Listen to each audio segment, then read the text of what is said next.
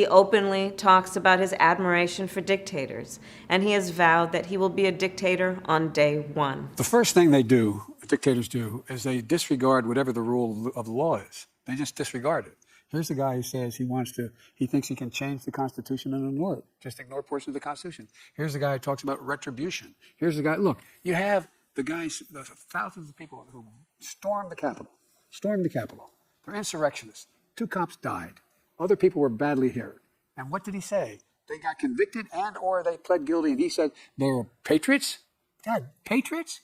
And he says he's going to forgive them all. Every one of them is going to be released.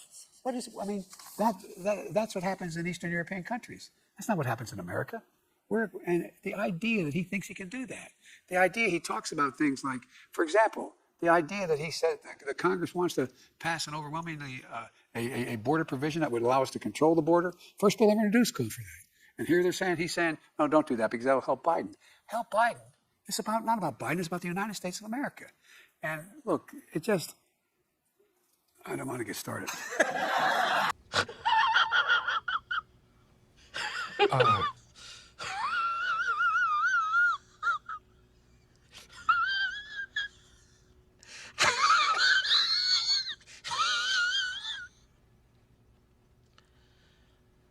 And across our nation, extremists who have been encouraged and incited by the former president attack our most hard-fought and hard-won freedoms.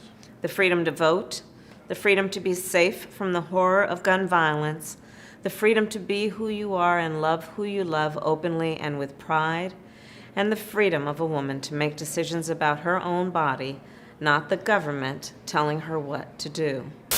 Here's the guy who talks about retribution.